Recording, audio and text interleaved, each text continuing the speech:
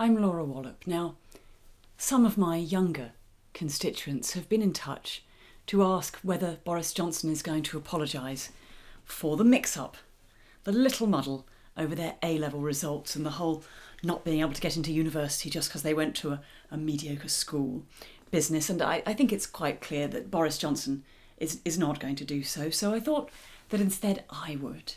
And I want to apologise, not on Boris's behalf, and indeed not on my behalf, but on behalf of Al Gore, the American politician behind An Inconvenient Truth, because I don't know why these things have been upset by an Al Gore rhythm, but I'm just saying they really do sound the same, and some Facebook pages have been hinting that there might be links. I'm not a conspiracy theorist, I just think the truth needs to come out. The most important thing for my young constituents is to remember is that what matters in life, what helps you get ahead, it's not down to trivial little things like A-levels, results, qualifications. I mean, if you want an example of one of my feminist heroes, one of the reasons why these moaners, these whining feminists need to stop banging on about inequality, let's have a look at Baroness Dido Harding. What an inspiration to me, and I hope to each and every one of you. So this woman was put in charge in May of the government's track and trace setup.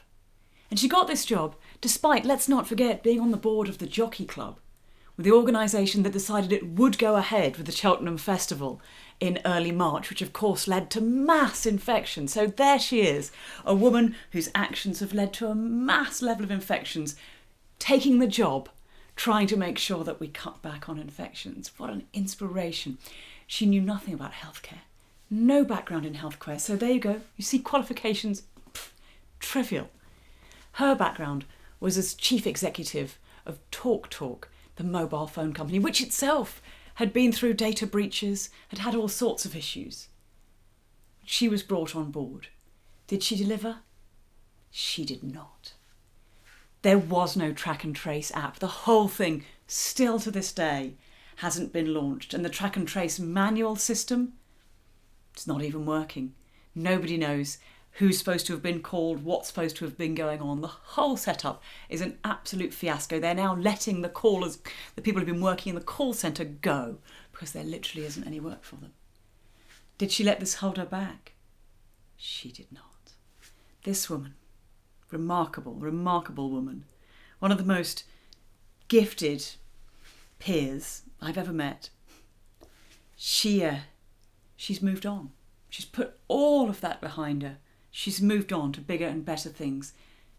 We're now about to scrap Public Health England.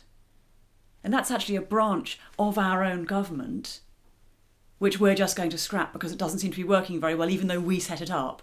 And it's our own design and failure to run and manage it properly that's caused it to be a disaster. We're just going to scrap it and start a whole new one.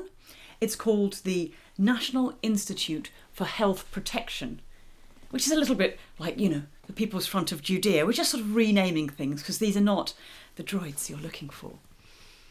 And guess who we've put as interim chair to run this organisation? Yes, of course. Dido Harding, back up there, back on top, taking charge of yet another situation for which she is in no way qualified. And I hope especially you young women out there learn from that. You don't need qualifications. You don't need a track record. You don't need to prove yourself.